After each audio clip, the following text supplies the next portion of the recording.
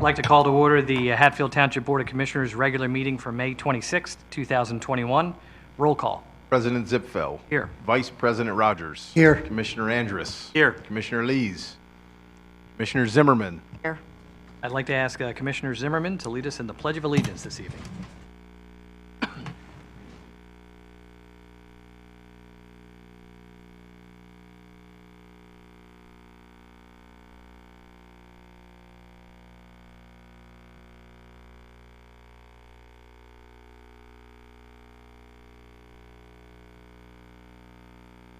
All right, do we have a motion for approval of tonight's agenda? So moved. Motion by Vice President Rogers. Second by Commissioner Zimmerman. Any questions or concerns with regard to the agenda that's before you and up on the screen? If not, I'll call the question. All in favor of approving that agenda, say aye. Aye. Opposed? Hearing none, we can move forward with that agenda. Consent items. Is there a motion to move into the record the consent items that are listed on in your agenda? Moved. Motion by Commissioner Andrus. Second. Second by Vice President Rogers. The consent items are the Board of Commissioners workshop meeting minutes for April 28th, the Board of Commissioners regular meeting minutes of May 12, the Treasurer's report for the month of May, and the bills payable, paid bills in the amount of $17,622.75, and unpaid bills in the amount of $507,444.33. With that, I'll call the question. All in favor of moving those items into the record, say aye. Aye. Opposed? Hearing none, those are moved into the record. All right, citizens' comments on agenda items. I know we have a crowd tonight, and I know that there is a topic of discussion, which we're looking forward to having a number of people speak. We will be as swift as we can with the other items, but our agenda has citizens' comments on agenda items only, for now. All right, seeing no one run up to the podium, we're going to go through our action items, and then we will take resident comments immediately thereafter. Let's look at our first action item. Is there a motion for approval of Resolution 21-14 with regard to the 2801 Township Line Road amended final approval? Motion by Commissioner Andrus. Second. Second by Vice President Rogers. Ken, I think you have the first couple, right? Yes, thank you very much. There are several subdivision land development applications that are ready for the board's preliminary final approval this evening. The first of which is a reapproval of the 2801 Township Line Road land development application. This project was approved previously, and we have circulated a revised resolution which will reapprove the plan under exactly the same terms that it was previously approved in 2020, the only exception being that it will allow the project to be built in phases now as opposed to being built all at one time. There was a discussion at the workshop meeting. I believe there were several questions that were answered. The resolution was prepared by the solicitor's office, and we have a signed copy of that resolution in hand at this point. So the project is ready. Absent any questions from the board, the project is ready for your final approval. And just confirming, though it's being phased, all the public improvements will be part of it. Yes, the improvements on Berge Road, which is where.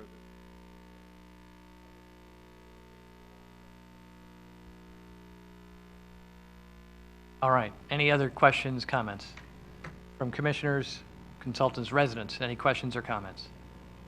All right. Hearing none, then I'll call the question. All in favor of Resolution 21-14, say aye. Aye. Opposed? Hearing none, that is approved.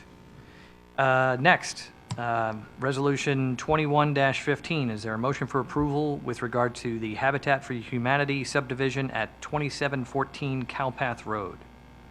So moved. Zimmerman, second by Vice President Rogers. Ken, if you would walk us through this one as well. I know we've talked about these at prior meetings. Yep. Yes, thank you. This is a project, it's a non-conforming property on Cowpath Road. It is just to the northwest of the old Biblical Seminary property, just north of Fairgrounds Road on Cowpath. And it is being redeveloped by Habitat for Humanity as a series of 4 twin buildings. As I explained 2 weeks ago, It's being developed in a way that there is only one new curb cut out to Cowpath Road. Actually, it's not even a new curb cut. There'll be one curb cut, which already exists. And that will avoid, hopefully avoid congestion and conflicting turn movements on Cowpath Road. Otherwise, it's a fairly simple, straightforward subdivision, and Habitat is looking forward to constructing this in our township.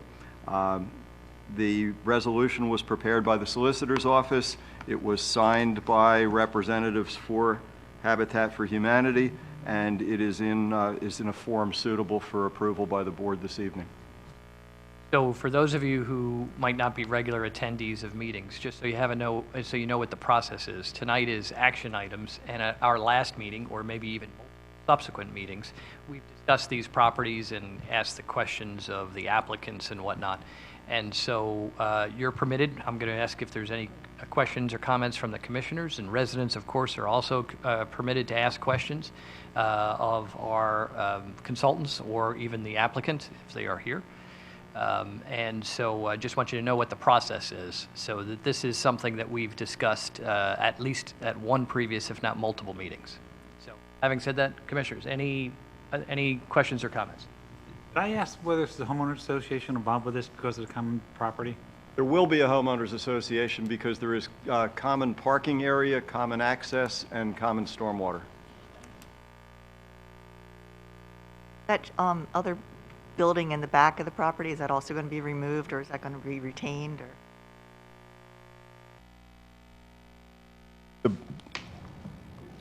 Not sure. Commissioner Zimmerman, do you mean this? It's hard to see on this It's like- map. it's but like a shed. It's like a shed. I believe That's a gonna be shed. cleared. That's being removed as well.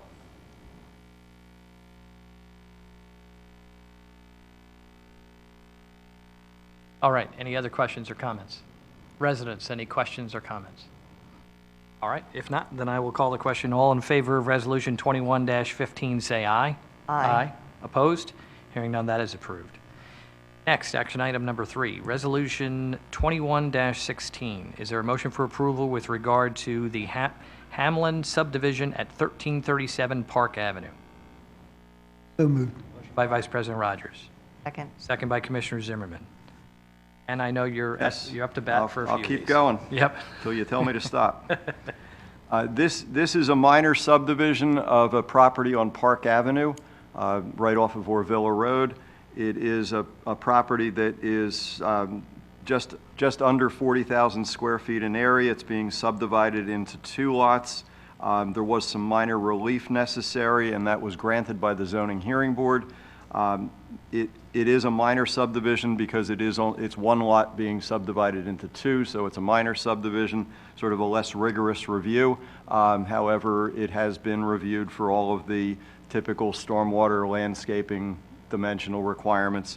And again, this project, a resolution has been prepared, and the project is ready for approval. We have a signed resolution that was delivered to the township on Friday of last week.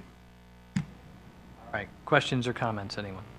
The driveway is the homeowner's responsibility, correct? That's correct, and there's a maintenance agreement between the 2 property owners for shared maintenance of that common driveway area. Thank you. Welcome. Any other questions or comments? All right, residents, any questions, comments? Hearing none, I will call the question. All in favor of Resolution 21-16, say aye. Aye. Opposed? Hearing none, that is approved. Next, Resolution 21-17. Is there a motion for approval with regard to the Naplin 7 subdivision at Bethlehem Pike and Sterling Drive? By Commissioner Andrus, second by Vice President Rogers. And jump right in. I'm about to do it. This is another minor subdivision. This is at the corner of Bethlehem Pike and Sterling Drive. I think anyone who drives Bethlehem Pike has found it hard to miss the new building that has gone up on the south side of, or the south corner of Bethlehem Pike and Sterling Drive. This development will be on the north corner, and this particular application is simply to subdivide the lot on the north corner into 2 lots. So this does not involve any construction whatsoever. It is simply to subdivide the property into 2 lots. We will, in subsequent months, have land development applications for the 2 lots that are being created as a result of this subdivision.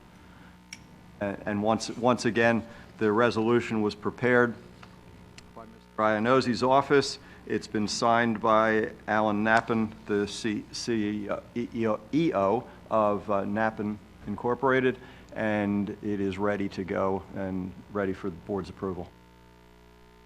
All right, any questions? No construction on this one, just splitting of the property into 2. All right, no questions or comments? Residents, any questions or comments? All right, hearing none, I'll call a question. All in favor of Resolution 21-17, say aye. Aye. Opposed? Hearing none, that is approved. Action item number 5, Resolution 21-18. Is there a motion for approval with regard to the Bergey's Kia 713 Bethlehem Pike land development? Motion by Commissioner Andrus. Second. Second by Vice President Rogers. Go ahead, Ken. I'll stop after this one. I know Keep going, you're Ken. done after this one. The Bergey Auto Group has purchased the site that was previously the home of Country Time Sheds. They have purchased it, they have developed a plan to move a Kia dealership. It's the Kia dealership that used to be on Broad Street heading in toward Lansdale. They purchased that from the Harris Auto Group, and Bergey will be building a new dealership on Bethlehem Pike. They've also secured the property directly behind them, which fronts on Trewigtown Road, so that they can safely bring people out to Trewigtown Road and to the traffic light to make safer access to Bethlehem Pike, especially for left turns out of the site heading southbound on Bethlehem Pike. Otherwise, the project is, as we described a couple of weeks ago. The only issue that we really had any discussion on was in the frontage landscaping on this site along the display area where the cars are being displayed, and the Bergey Group has agreed to put the landscaping in as suggested by the Planning Commission and the Planning and Zoning Committee, and agreed to by the full board at the workshop meeting. So other than that, the project was in a position to be approved, and they've agreed to that last item. We have a copy of the resolution, which has been executed by their attorney, Jim Garrity, ready for the board to act upon. The last item that you just mentioned, that's the one that we asked them to adjust as far as the landscaping, right? Yes, we asked them to adjust the landscaping along the frontage on Bethlehem Pike. And they have done that, yes. And I apologize, but I hadn't thought about not making a left-hand turn. Is this development include a restriction from preventing people from making a left-hand turn? That will be a PennDOT decision. We expect that PennDOT probably will limit lefts out, and that's why they secured the property on Trewigtown Road, so they will be able to safely get their customers.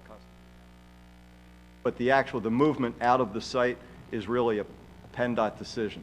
But everyone who's reviewed it assumes that PennDOT will limit those lefts out. All right, any questions? Residents, any questions or comments? All right, hearing none, I'll call the question. All in favor of Resolution 21-18, say aye. Aye. Aye. Opposed? Hearing none, that is approved. Resolution 21-19, action item number 6. Is there a motion for approval with regard to the traffic signal modification per PennDOT? Second. Say it wrong? No, just Oh, sorry. PennDOT.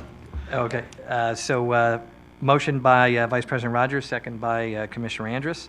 Let Ken keep doing this I was one? going to say, Aaron, I think he's handing me the What's going on baton. this one?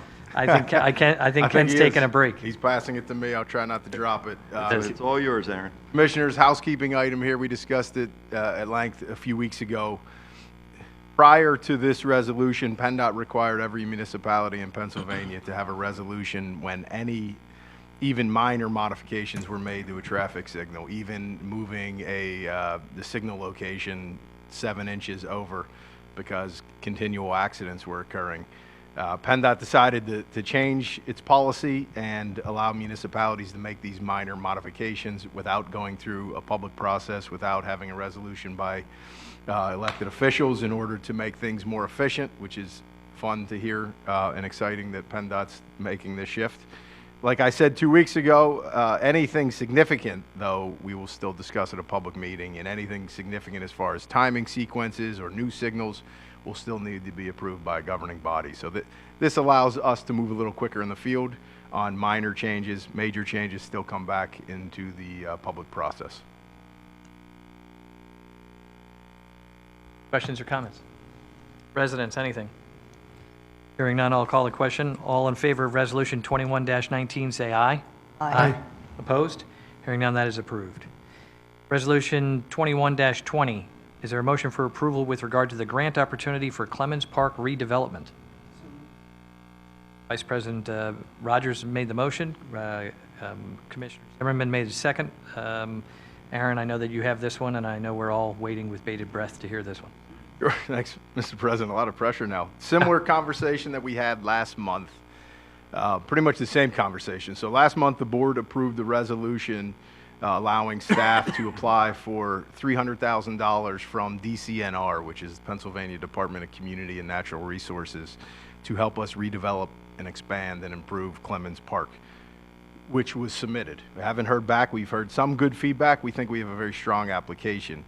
In the meantime, we found another grant opportunity through DECD, which is the Pennsylvania Department of Economic and Community Development.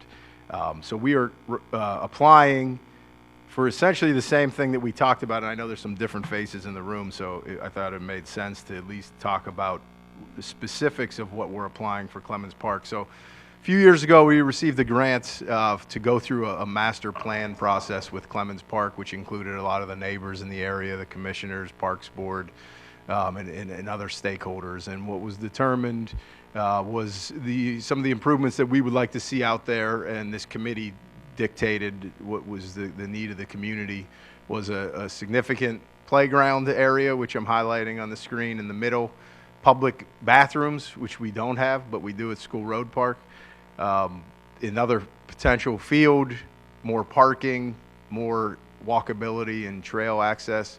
Now, when this committee developed this plan 3-ish years ago, it was before the commissioners were able to acquire this parcel. So within that time frame, actually just last year, the commissioners were able to acquire this piece here that is shaded. So in the meantime, we've developed a partnership, which we've talked about at some public meetings over the last year, with a group called Garden of Health, which is a nonprofit organization in the region, which grows produce and then gives to low-income families in the region. So the commissioners entered into a lease agreement, which we're still finalizing with Garden of Health, for the Garden of Health to have a community garden here, which that organization will run, and then we will help facilitate and volunteer to distribute some of that food to the families in need throughout our community and throughout our region. So that was part of our application that through DCNR and DECD. We're applying for a rerouting of the road, which right now goes right through the middle of a basin, which I know basin's going to be a topic of discussion tonight. I don't think anybody would propose a road through a basin, as we have out there at Clemens, so we're going to reroute that, create a better entryway.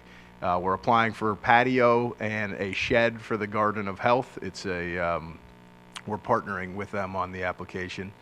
We are applying for funding for the public bathroom, the playground, and most of the asphalt work that you see. The field is yet to be determined. We also need parking here for the Garden of Health with the new partnership. So all of that is, and actually this outlines it, a little not quite as pretty, but more engineered. You'll see the playground, bathroom, parking, Garden of Health, new entryway. This would become just an naturalized basin like it is now today. So this resolution, commissioners, will allow us to submit another grant application for $250,000 to give us just another opportunity to secure funding, like we did with a lot of our other projects, including Cowpath or Villa, and some others that we applied to as many programs as we can, and if we get one, then we withdraw from the other, but it just gives us more options and more opportunities to secure funding, so that the taxpayers in Hatfield don't have to pick up the entire burden of the project. My question is focused on time, and I know that that's a very difficult thing to try and prognosticate, but do you have a sense of when we might hear on the current pending application, or after the submission of this? What's the timeframe that we might be able to expect? You know by the fall. Okay, good. Yep. Questions? Comments? Residents? This would be a big deal for us, by the way. Redoing Clemens Park would be a really big deal. We have at least one person who is on the committee to help us redesign it here, so this is a big, we're hopeful, very hopeful. All right, with that, then I will call the question happily. All in favor of Resolution 21-20, say aye. Aye. Opposed? Hearing none, that is approved. You can rush off and file that application right away. Right back. All right, action item number 8. Is there a motion for approval with regard to Resolution 21-21, which is for support of radar for local police in Pennsylvania? Motion by Commissioner Andrus, Second. second by Vice President Rogers. Aaron, I know you have this one as well. Yeah, I don't know, Chief gave such a Oh. lovely My presentation 2 eloquence the weeks last ago. Actually, time, you I did. now yield my time to Aaron. Would you I- like to present again, Chief? I don't know if you can Thanks, outdo that thanks for your performance. support. I think the takeaways, though, Commissioners, was the fact that Pennsylvania is the only state in the country, right, that does not allow the local police to use this this tool as a radar. And Chief believes that by advocating for it, we'll have a safer condition for our officers and for the motorists that come through Hatfield. And again, this is just support of a bill that is currently in the House that is moving forward to hopefully give the Not really police the moving. opportunity. I hear it's pretty much bogged down again, but Is it really? And there's been similar bills for the last 30 years, so similar to what we did with the fireworks, Right? putting our support behind it, and we'll see where it goes. Chief explained it better than I a few weeks ago. Yeah, so Chief, could you take a minute to explain the safety part of it? no, I cannot. So we can do things quicker, simpler, so that we're not racing out into roadways. We were able to obtain the speeds quicker in our car, which will then allow us to pursue the violators and not be racing at breakneck speed to catch up to people. That's the long and the short of it. For those of you who were not with us at the last meeting or didn't see it, Chief gave us a little longer tutorial on it. Was very informative, but we do like to tease him and put him on the spot when he least expects it. So Chief, thank you for, yep, we appreciate it. All right, any other questions or comments? Hearing none, I'll call the question. All in favor of Resolution 21-21, say aye. Aye. Opposed? Hearing none, that is approved. Action item number 9, Resolution 21-22. Is there a motion for approval with regard to the PennDOT Connector Road Shared Use Path Crossing Agreement? So moved. Motion by Vice President Rogers. Second. Second by Commissioner Zimmerman. Aaron, I know you've got the last two, right? Last two, and they're the same conversation, Mr. President. All the efficiencies that we discussed in item 6 with PennDOT that aren't necessarily carried over in 9 and 10. The Commissioners, you may recall a few months ago, we approved an agreement which would require the township to maintain the trails along the new connector road that's coming. I think some of you have been familiar with, I know the Commissioners are aware, but our guests tonight, PennDOT's in the process of beginning Phase 2 of what they call the Sumneytown Pike through 309 connector, where it dead ends right now at Allentown Road and Wambold. It will then go from Wambold to Hatfield Souderton Pike. So that's what they're considering Phase 2. Phase 3 will connect the 309 someday. Along that new state route that's coming to Hatfield, there will be 12-foot asphalt trails, which will benefit our residents and our community, and we hope to tie them into our existing trail system as well as our future Liberty Bell trail system. But one of the understandings from the very beginning when PennDOT was going through the design process was that at the end, the municipalities would own and maintain these improvements. So what is on our side of the municipal border will be the responsibility of Hatfield. What is in this case, on the Franconia side, Franconia will be responsible for the maintenance. And we've already approved, Commissioners, the trail itself. This is now for the crossings, and then when any sidewalks where the trail wasn't able to fit, there are some segments of sidewalks. So that will be owned and maintained by Hatfield Township, which was understanding for years, we've had multiple public meetings about this over the years, and it is, I know some residents that come to the meetings for a while or have lived in the area never thought it was coming, but it is in the next month or so going to get bid out and begin on this phase 2. So these are 2 agreements that says to PennDOT, we understand it's our responsibility moving forward. Once they're built, it'll be built at PennDOT's cost, but moving forward will be the township's responsibility. Questions or comments? All right. Hearing none, I'll call the question. All in favor of Resolution 21-22, say aye. Aye. Opposed? Hearing none, that is approved. Last action item for the night. Is there a motion for approval with regard to Resolution 21-23 for the PennDOT Connector Road Sidewalk Maintenance Agreement? Moved. By Commissioner Andrews. Second. Second by Vice President Rogers. Aaron, I don't know if there's anything you need to add. Same deal. Do you know what the sidewalks made? Is it cement or is it going to be macadam? Or is it- Sidewalks, concrete, but most of the improvements will be an asphalt trail, so it'll be macadam. There are some segments of concrete sidewalk, but the vast majority will be asphalt. Okay. Any other questions, comments? Hearing none, I'll call the question. All in favor of Resolution 21-23, say aye. Aye. Opposed? Hearing none, that is approved.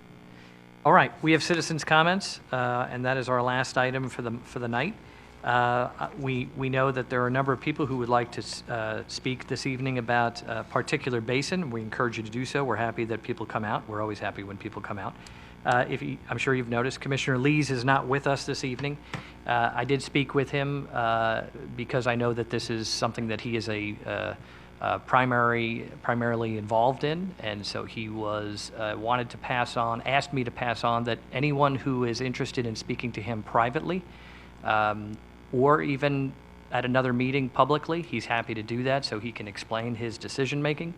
I'll tell you that the remaining commissioners learned of decision making and events of the basin as only as recently as last evening, or some even today, just today.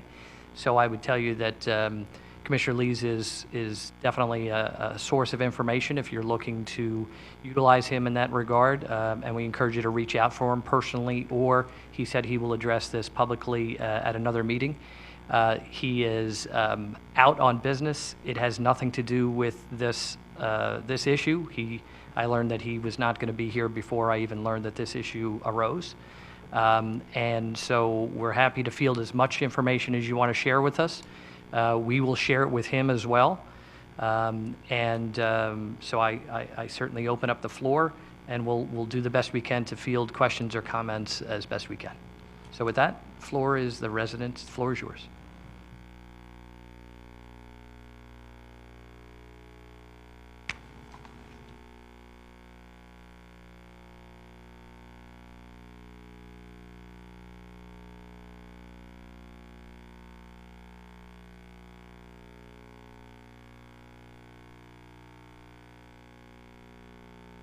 Oh, sure. Yes, it is.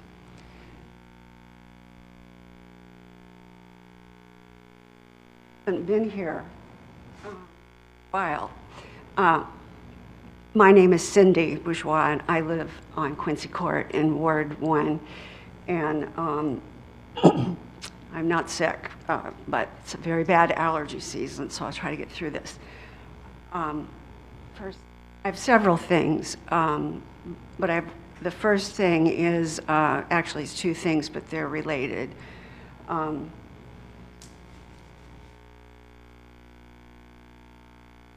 Artifacts.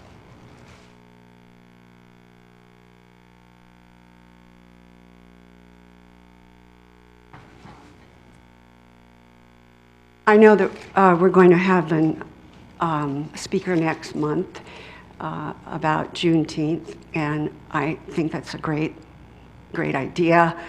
I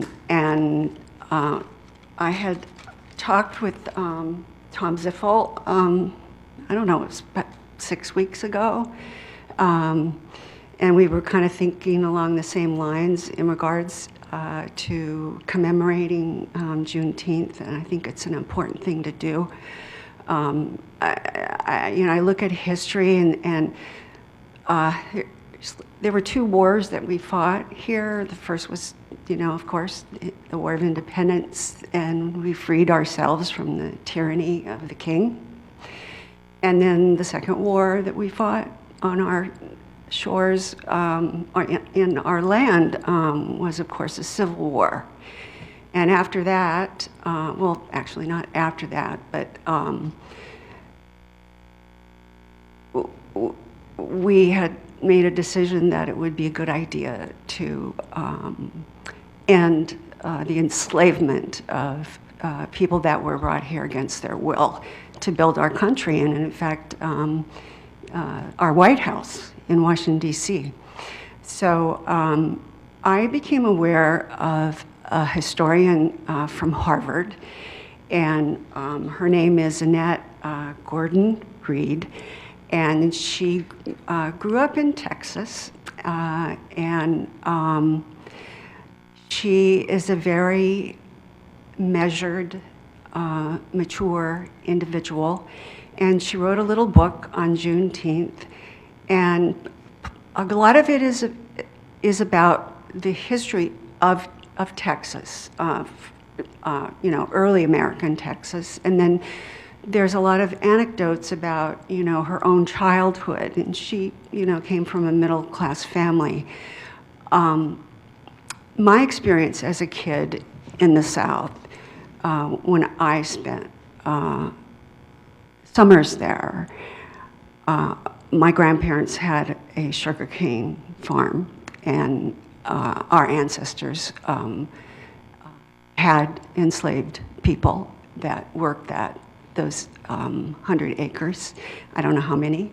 But when I would go there as a child, on the other side of the bayou, which there was a road, and then there was a bayou, and the road and the bayou were less than half of this room. And on the other side, on our side, there were all of the white people lived on our side.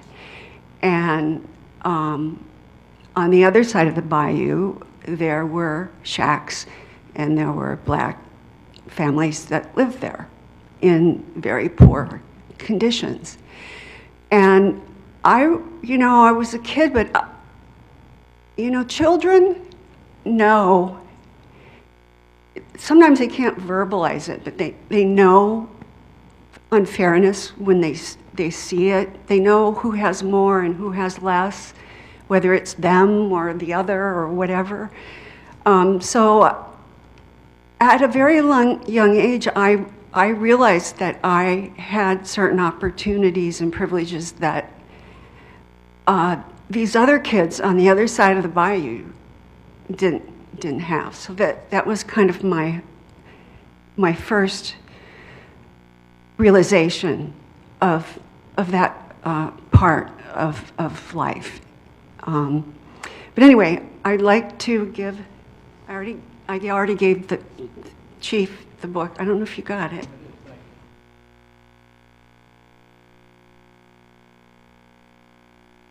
Thank you.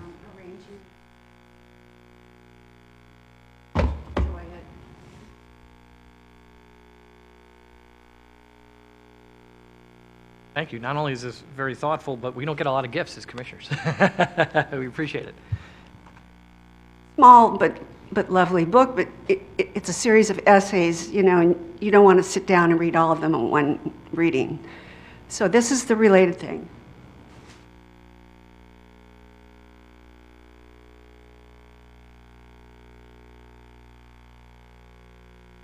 And I talked to the chief about this today, and this is an incident that happened at Walmart recently.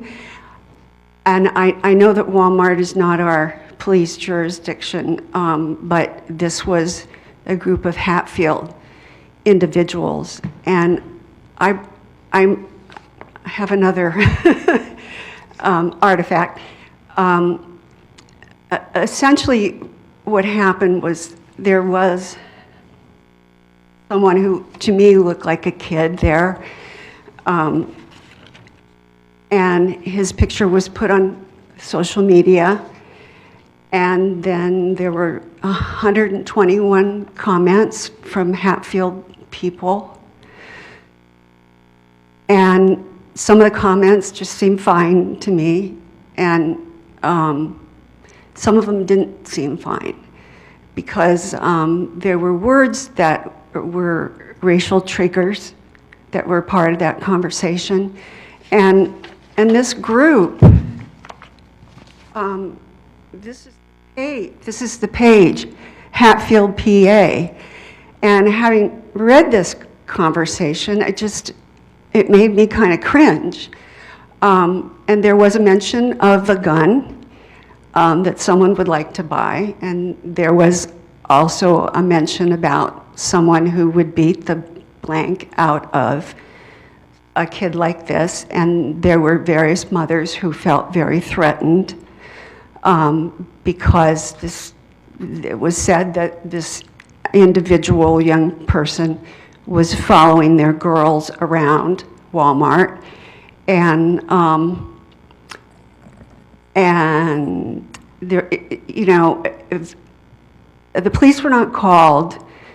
I don't know if the management was called. I do know that, at least according to what was stated, that he was escorted out of the building. And I, of course, wasn't there, but I'm raising this as a concern because I think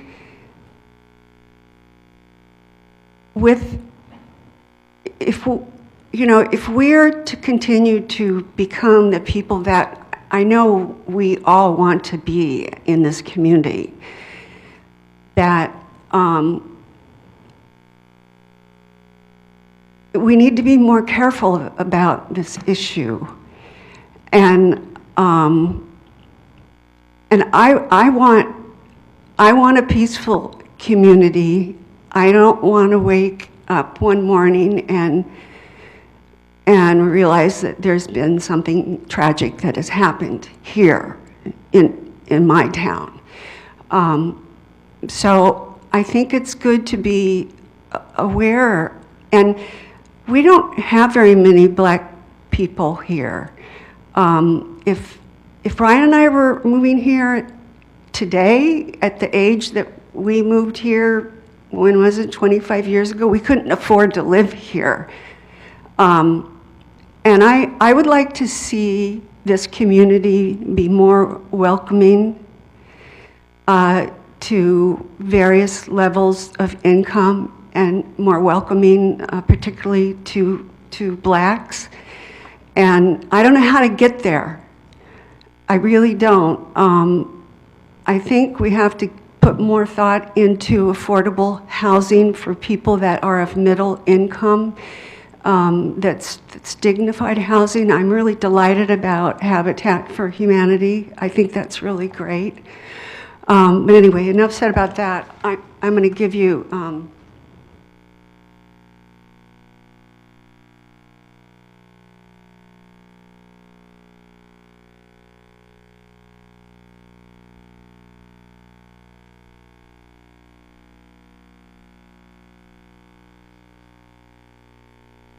for further review after tonight.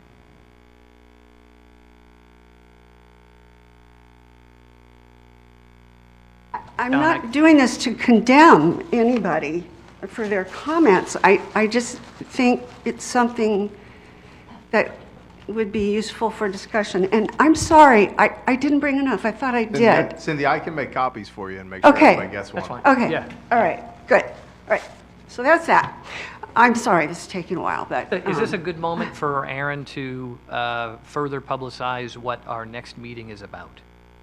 Not about. But yeah, what it's- I think that we should really broadly publicize it. Sure. I think that's a really great idea. And but anyway, okay. The last thing. I think it was 2 mornings ago. Not this. Yeah, 2 mornings ago. I don't remember.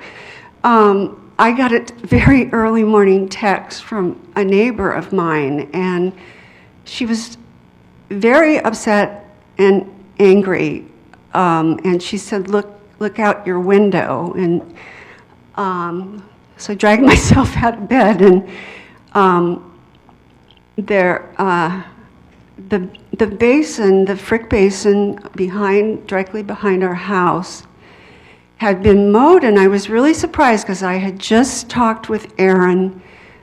It was 2 or 3 weeks prior to that, and something like that. And he told me that there had been some surveyors out, I believe, over the winter, and we noticed that. And I knew there was a plan to refurbish and make things grow better and more beautifully, and all of that. And he had informed me that there was going to be a community meeting, and I thought that was great, because we have a consultant now that I don't know if we've already paid him money, but there's a consultant who is going to come up with a plan that will make things look nicer and also be very environmentally friendly, and continue with the open space naturalization that we have had there, that we have spent basically, I don't know how many years of conversations talking about this, years and years and years. So I was really surprised, and I was like, I got to talk to that Aaron. What's the deal?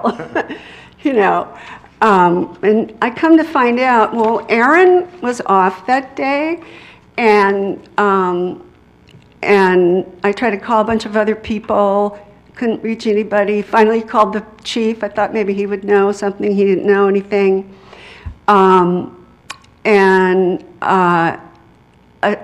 What happened was our newest commissioner for my ward, Ward 1, had contacted a member of our public works staff, and a lot of people know what happened, but I'll just, for those who don't. And they made this decision that they were going to, cut down the basin, including the cattails. And some people like cattails, others don't, but it's been a part of the naturalized basin. And when I got up and went out there, apparently Ryan he's working from home, he'd gone out there and said, what are you doing? And we could not understand we couldn't get the information as to what was really going on. But as it turns out, without Aaron's knowledge, and without the knowledge of the board, and without the knowledge of the president, the Ward 1 commissioner decided that he would cut the basin down. And I was flabbergasted, because we've been talking about this issue for many, many years and put money into this. And any subject like that has come before this board, if there is going to be a change, it needs to be brought again before the board.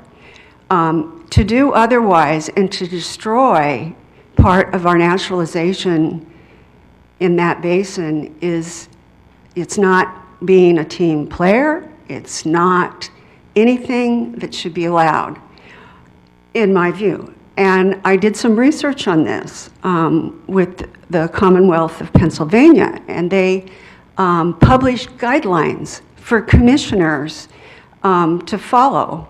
And I have them here. I'm not going to read all of this to you.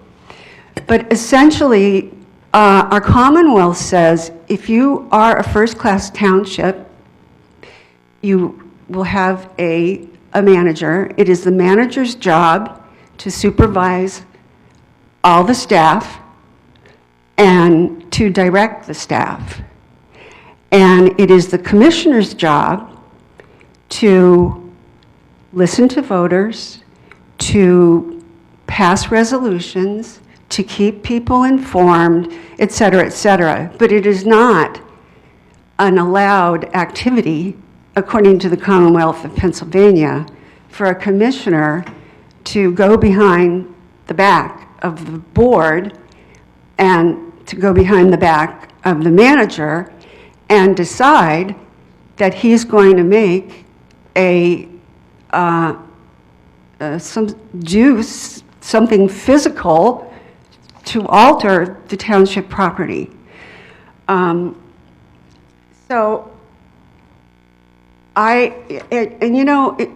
It says right here in the handbook,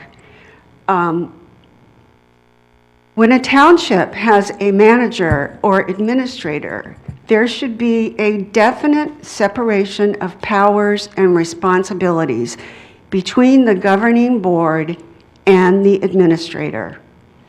An administrator is appointed by the entire governing body and operates under the direction and the official action of the entire board.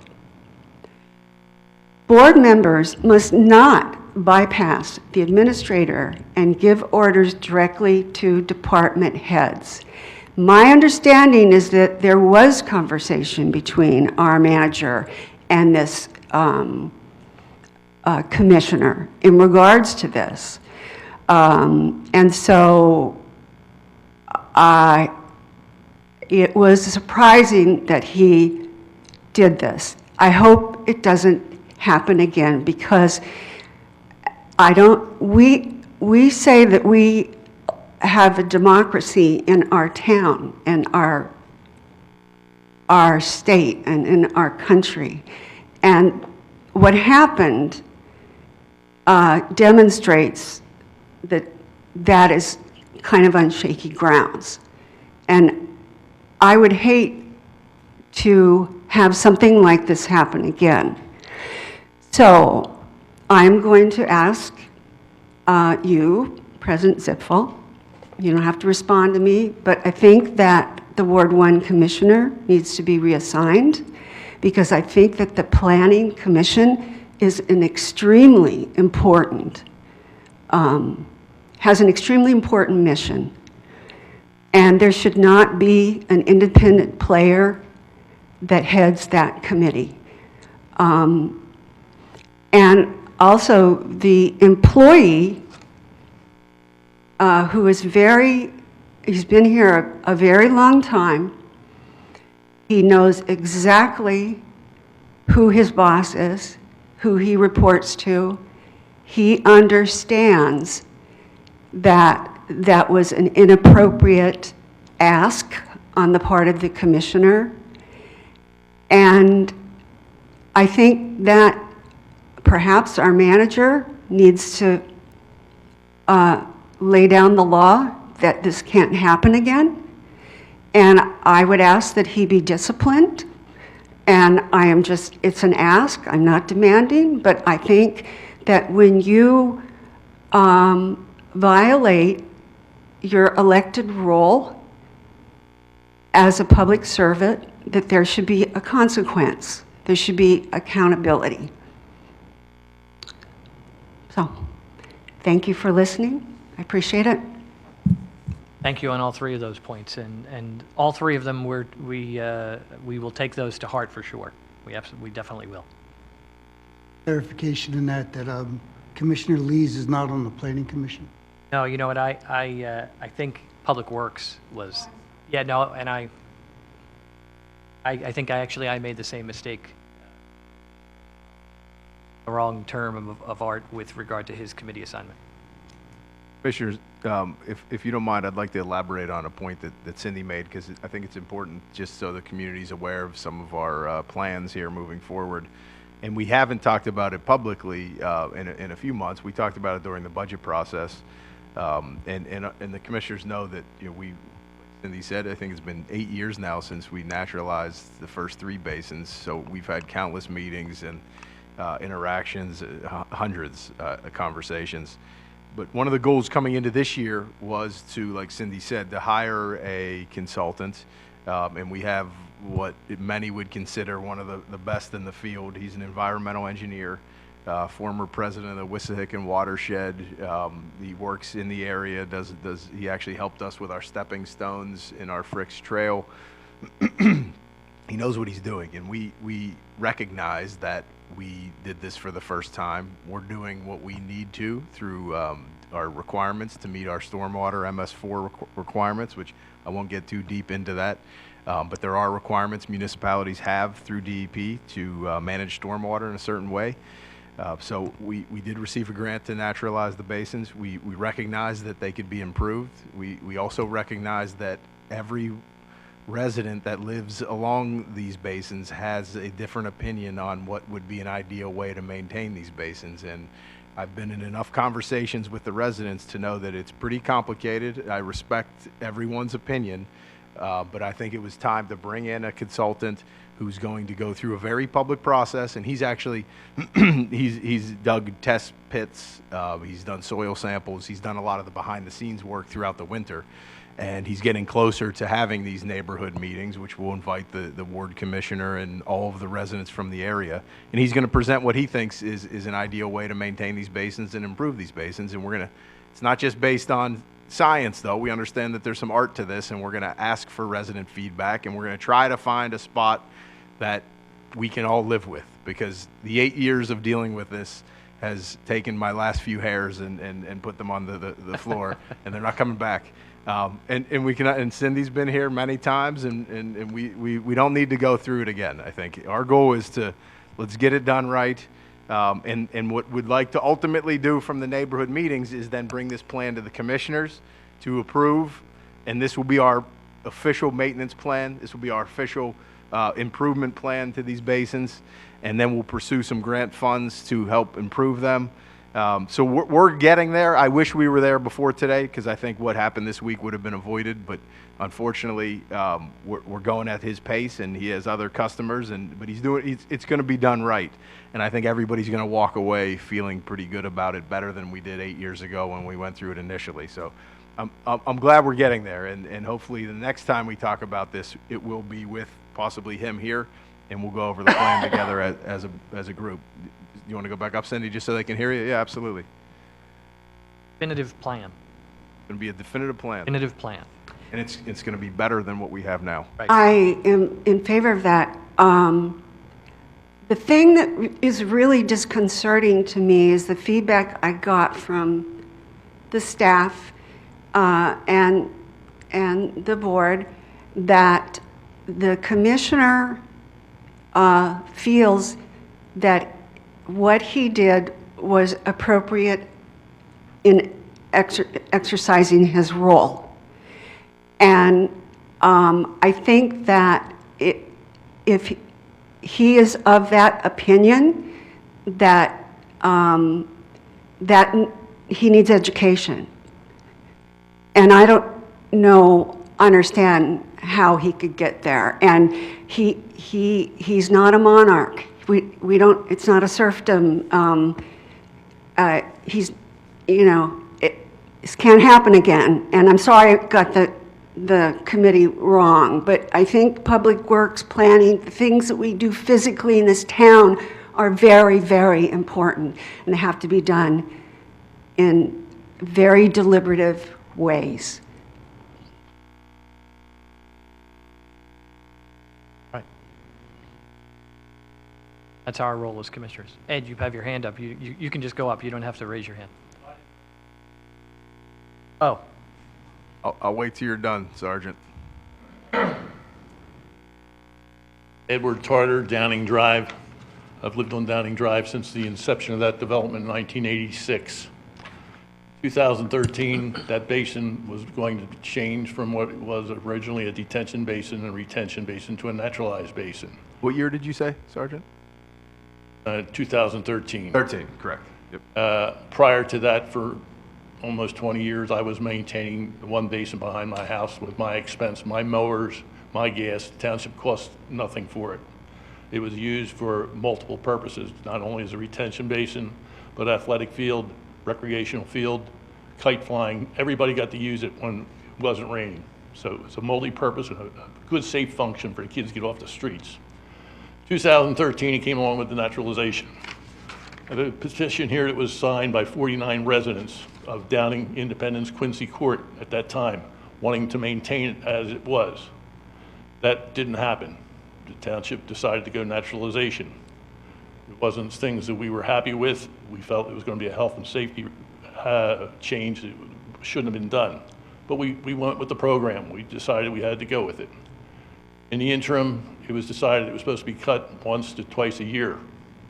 This past year, something happened. It was being maintained that way every fall. It was being cut and maintained for fresh growth in the following year. This last fall, it didn't happen. I started with Aaron on the phone in September, October, asking when it was going to be taken care of. Time not being done, and then the weather set in, and the cattails started growing.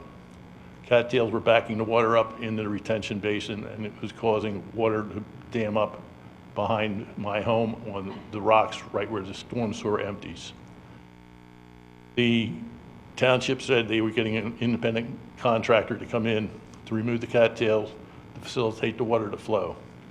But they couldn't get in there because it was too wet, because the water wasn't draining the way it was supposed to through this naturalization process.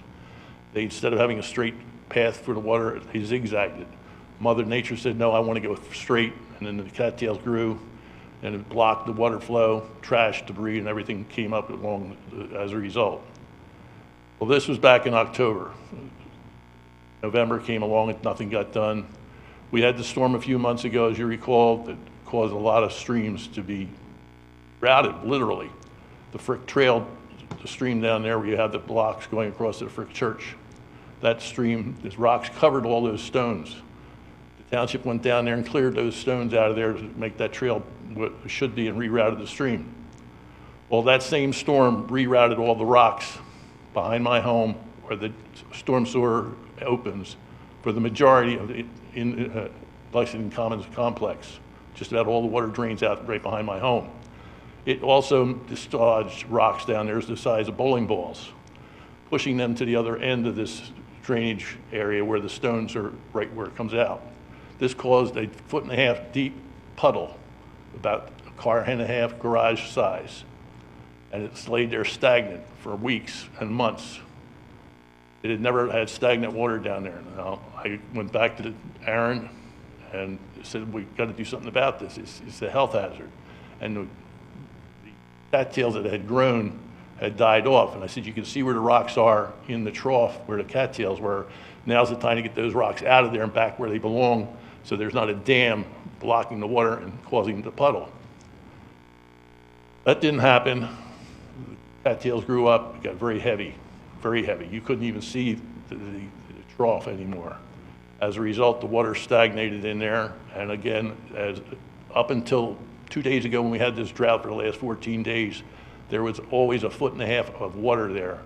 As I can attest or show, anybody wants to look at my phone, I have pictures, the history of that basin on my phone, pictures.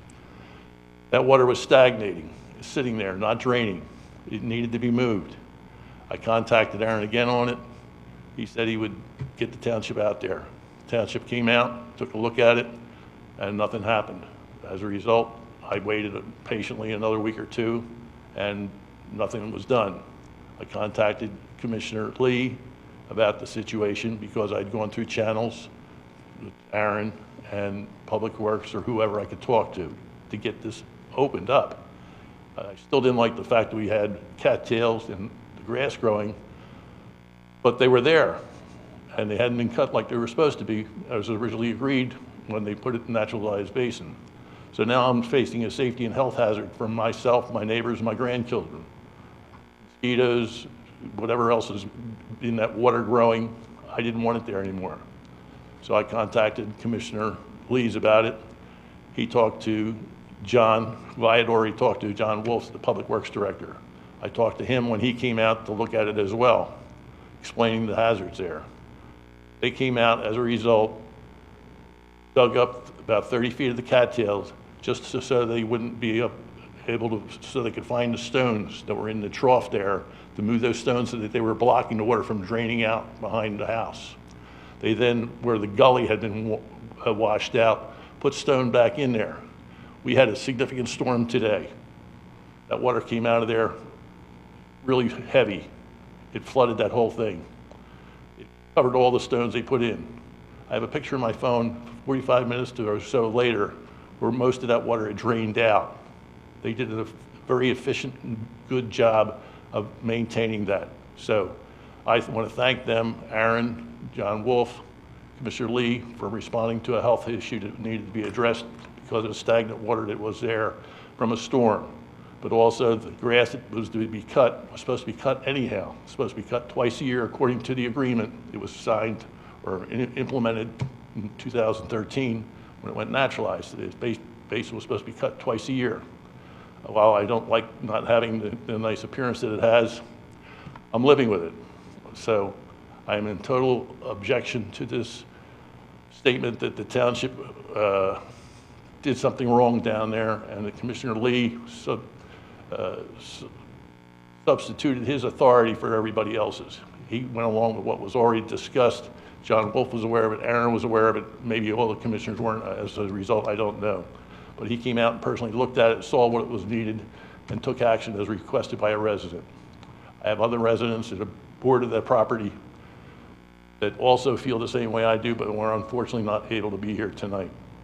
And again, I have a statement here signed by 48 people who reside there in 2013 that wanted it to stay as a green grass.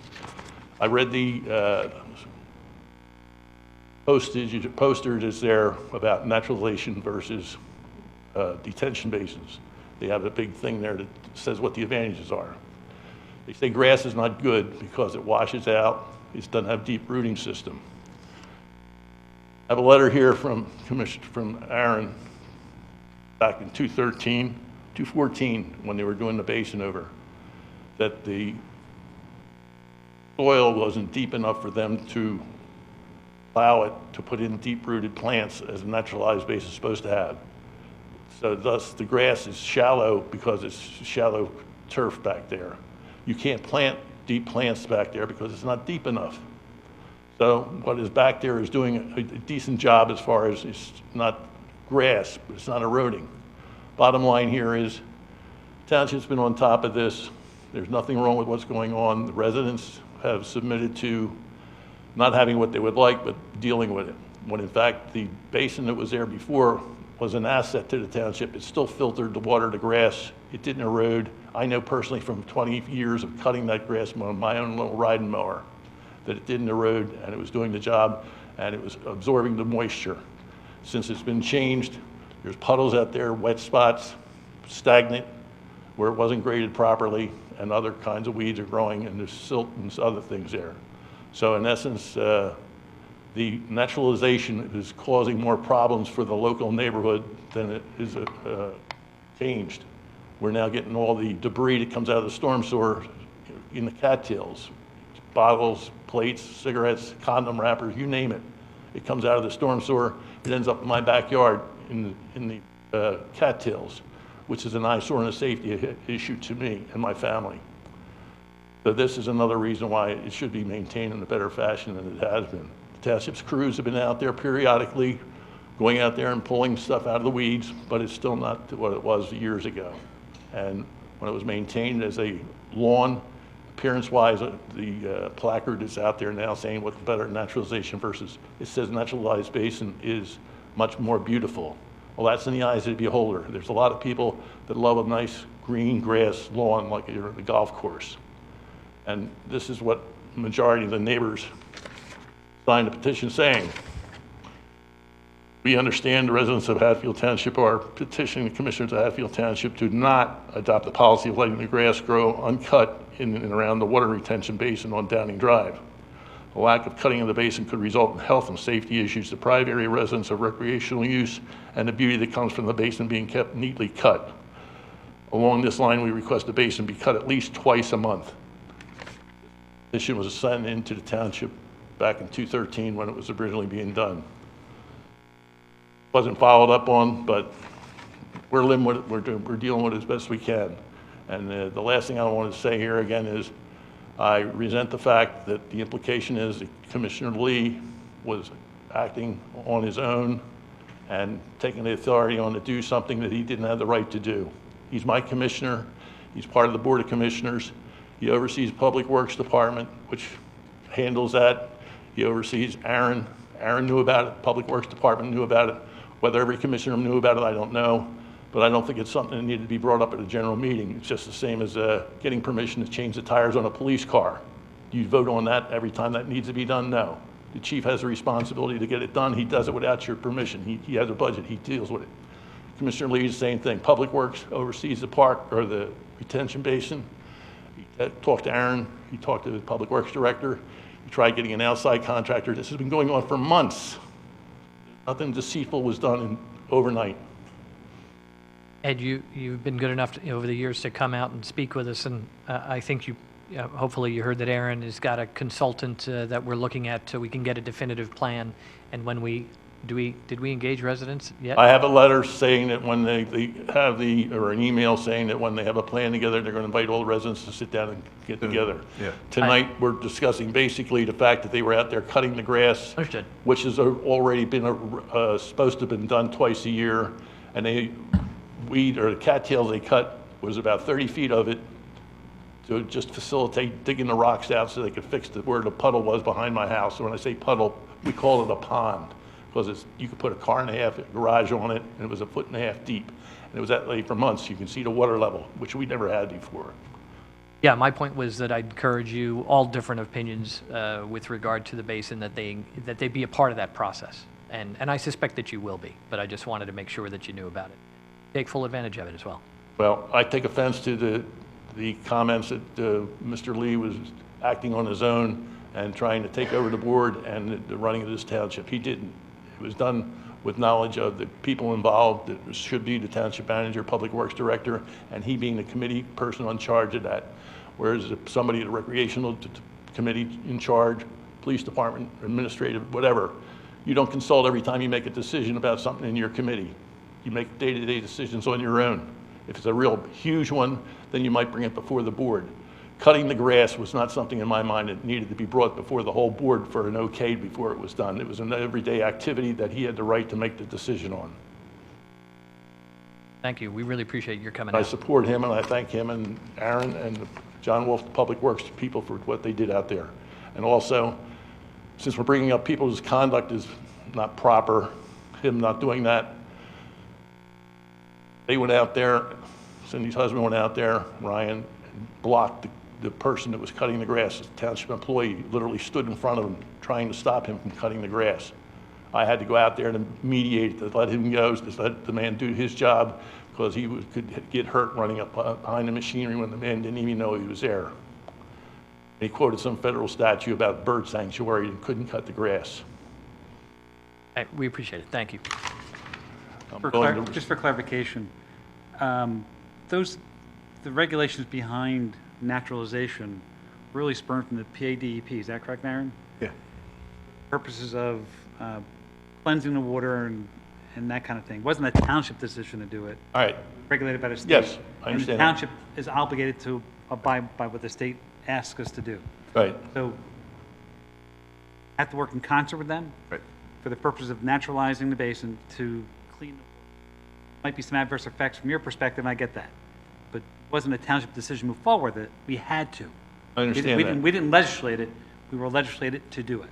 Right, I understand that in its entirety. I'm just saying in general, the naturalization principle that was developed by somebody in another office somewhere other than here. Correct.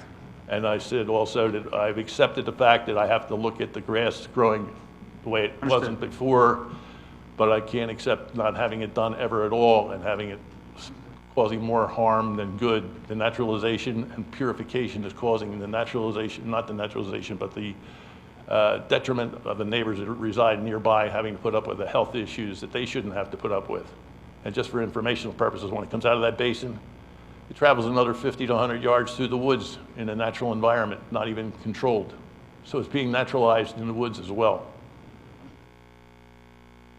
And I'm willing to, at any time, anybody wants to take a walk down there, give them all the insight that I have on it and whatever else is going on in the neighborhood. Thank you. Thank you, Ed.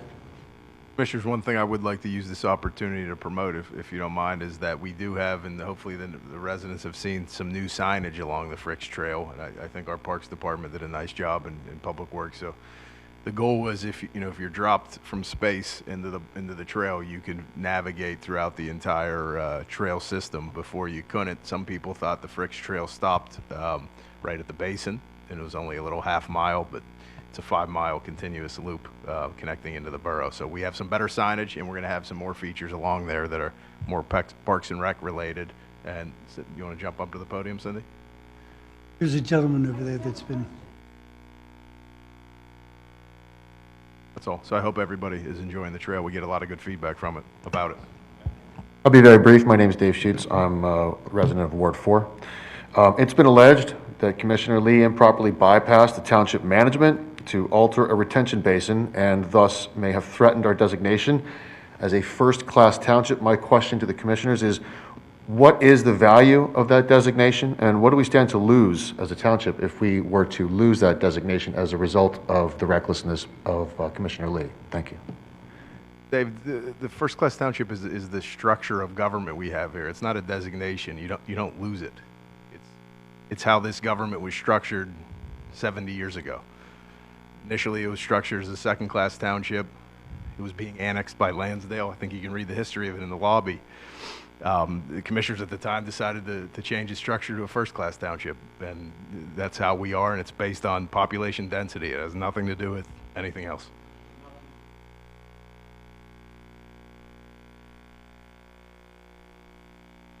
No. Commissioners could go through a process to become a home rule community. The commissioners could go through a process to become a second-class township. 70 years ago, the commissioners here decided to become a first-class township. It has nothing to do with anything that you're talking about. The public process. It's legislative. It's a policy decision. Record, I wasn't here 70 years ago. You were in your second term. Chief was just starting out. He was 24.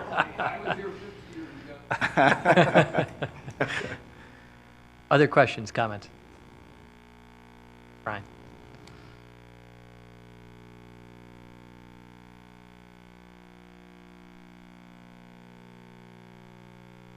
I did not. I was aware of the discussions. I talked to Sergeant Tarter in our lobby. I talked to John. Look, Cindy and I, we had a written agreement, and I understand the timing of it. It was not appropriate, and I agreed years ago that we weren't going to mow during a nesting period. And I stood by that, and it was not ideal. I was aware of the discussions, and I voiced my opposition. I did not know it was going to happen that day. That's correct. Ryan Gober, 1228 Quincy Court. I did go out and accost the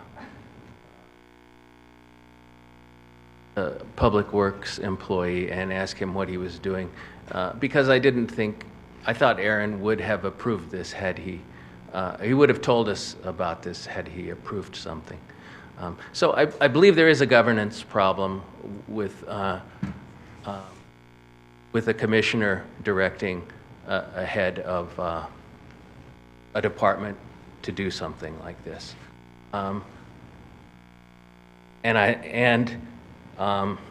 Disregarding, and also the head of a department disregarding the direction of his supervisor. Those are problems in business and in government. So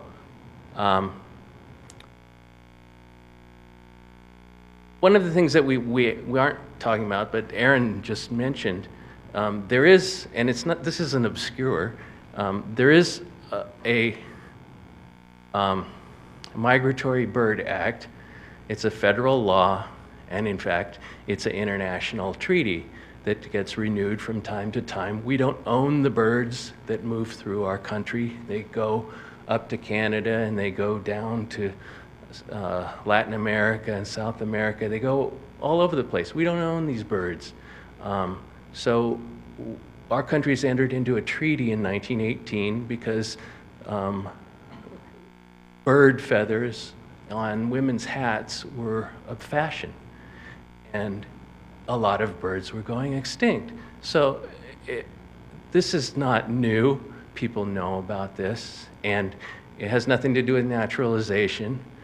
There are exceptions, birds that were introduced, like starlings and house sparrows. They're exceptions to the rules. You can destroy their nests. But if you have a bird nesting, a native bird nesting in your land or any public land, you're not allowed to disturb it, disturb the nest.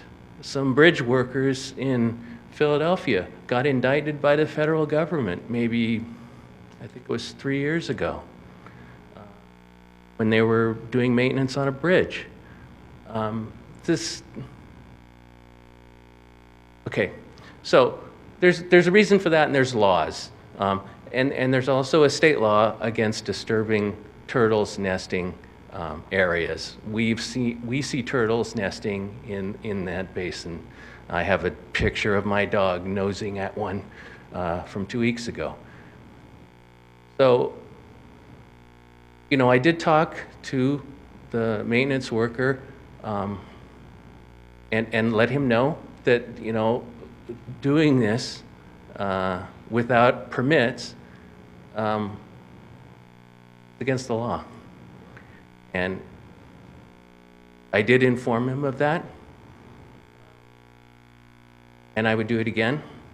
And ignorance of the law or just saying, I'm doing what my supervisor told me is not a good excuse, and we know how that worked out in the last century.